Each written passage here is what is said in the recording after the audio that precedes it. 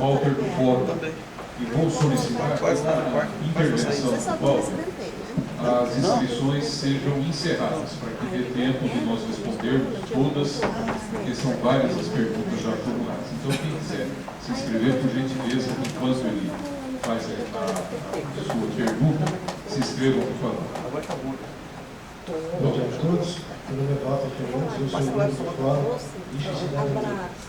E gostaria de agradecer esse público de cara que está aqui falando, apesar de a gente não poder se fazer apresentar na mesa.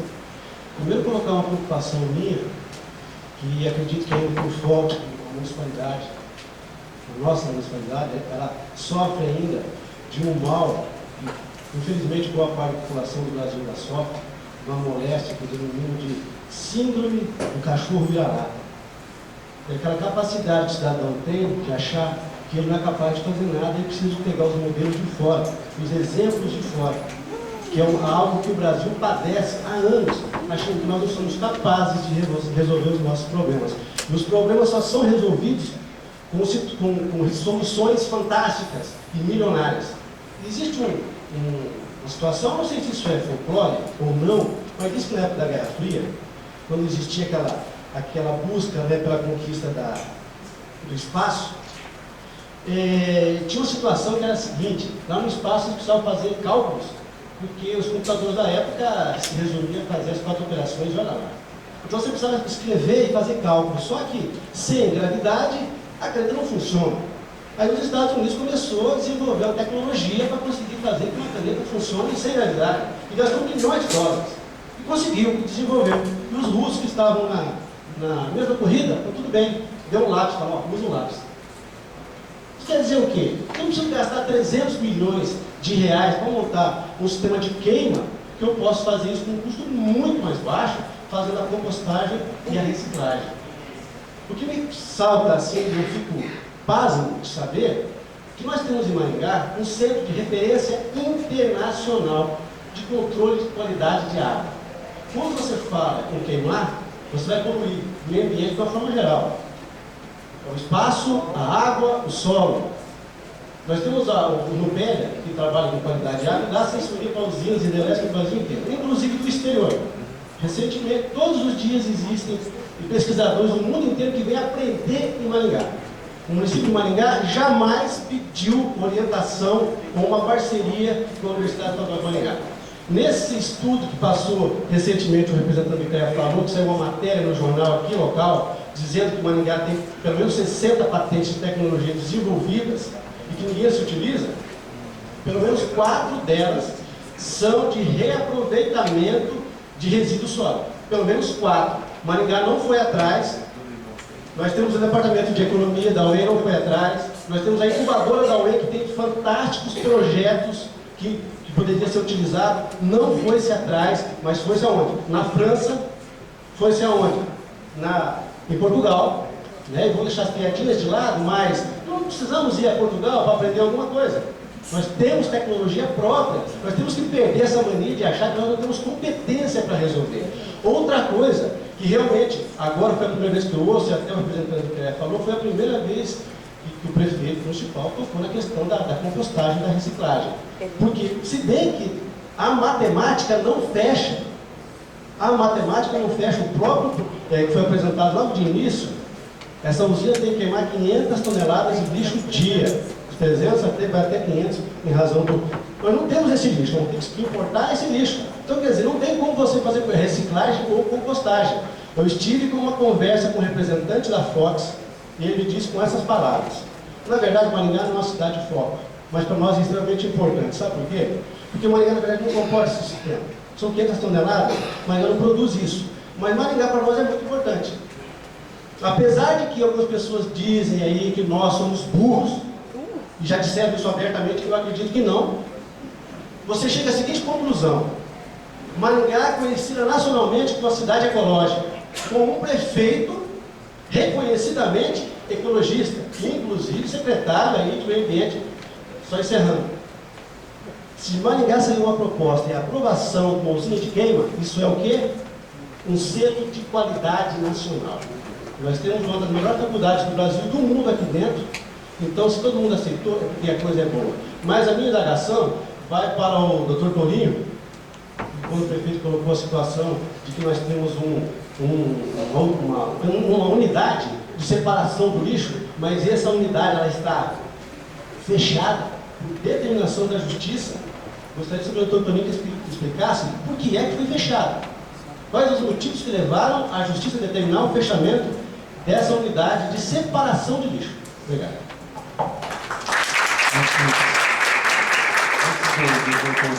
Eu só insistiria que quando alguém for fazer uma pergunta, faça em 2 minutos. Uma mesa do SAP vai fazer pergunta ou exposição, eu acabei dando 3 minutos, aí pode sacrificar outro que queira se inscrever. Doutor Torinho, gostaria de responder mais à frente agora? Sem dúvida. Com relação ao questionamento, com relação a qual fala? Não, o porquê do fechamento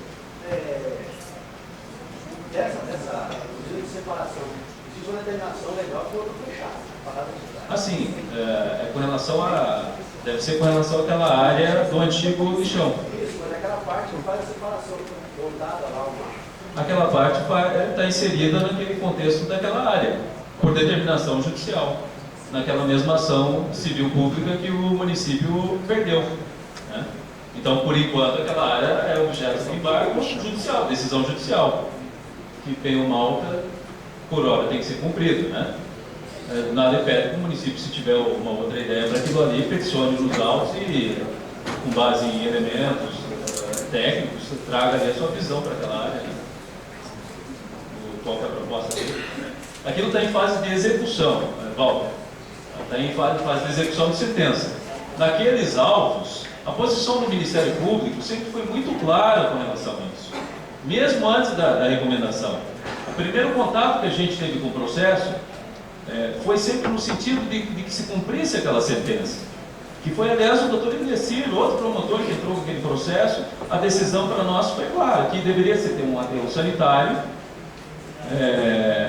não lixão a céu aberto. A ideia é ter um aterro controlado e ter que dure anos e anos, que vá para ele o mínimo possível de resíduos naquela perspectiva de não produção de lixo, reciclagem, etc., tudo aquilo que a gente falou, e tem uma destinação correta do resíduo, né?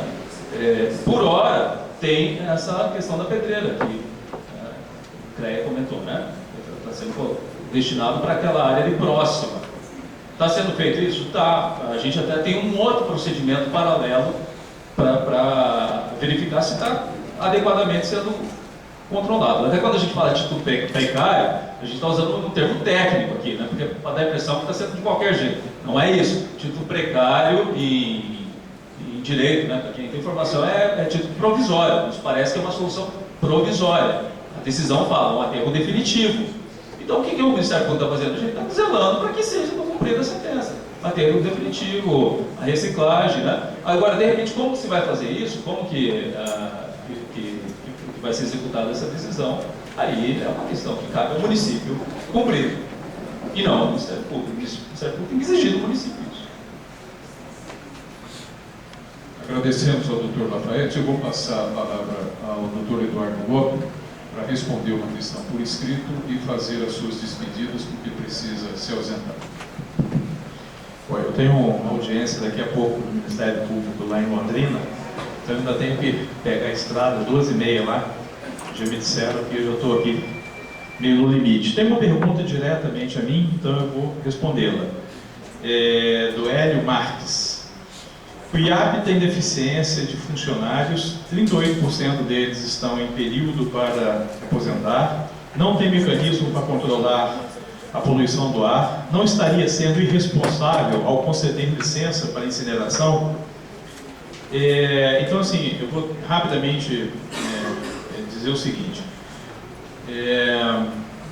Primeiro que o IAP não concedeu nenhuma licença. Quer dizer, existe um processo, vai existir um processo de licenciamento o dia que houver a demanda de um processo de licenciamento, a entrega de estudos. Aí, a partir desse momento, o IAP vai fazer a análise e essa análise pode gerar ou não uma licença. Então, assim, é importante ficar bem claro que nesse momento o IAP não concedeu nenhuma licença. Essa questão, realmente Maringá não tem um programa regular de controle, até onde eu sei, o Maringá ainda não tem um programa regular de controle de poluição atmosférica monitorado pelo IAP. Quer dizer, então, aí nós estamos trabalhando nesse momento num programa que chama, quer dizer, uma demanda de uma resolução CONAMA, que é a implantação do PCPV, do Programa de Controle de Poluição Veicular, que Maringá é uma das cidades que seguramente nós vamos ter um monitoramento regular. Isso deve ser definido, uma rede de estações de monitoramento. Então eu acredito que a partir desse momento a gente vai ter uma política pública regular de monitoramento de poluição atmosférica. Então, assim, só para dizer que a gente está trabalhando nesse contexto. Agora, a questão da licença, eu não posso dizer se o IAP está sendo irresponsável ou não, porque o IAP não está, até o momento, com nenhum processo de licenciamento em andamento. É óbvio que, como órgão licenciador, ele vai cumprir a sua missão de licenciar. E no processo de licenciamento, existem as audiências públicas, os debates, a análise dos estudos. Hoje já foi colocado uma série de questões aqui, isso está relacionado a termo de referência, enfim, esse debate vai vir à tona no momento exato, então não dá para antecipar uma resposta dessa. Bom, eu espero que o Hélio daí, você está satisfeito? Eu espero, eu agradeço, como eu tenho essa audiência e tem muita resposta aqui a ser dada, eu agradeço enormemente. Nos colocamos à disposição lá na Secretaria de Estado do Meio Ambiente. Obviamente, todos têm o nosso contato aqui e fiquem inteiramente à vontade para entrar em contato conosco. Então, eu agradeço e desculpe que eu tenho que pegar a estrada. Obrigado, Sheila. Um grande abraço. Muito obrigado. Quero agradecer em nome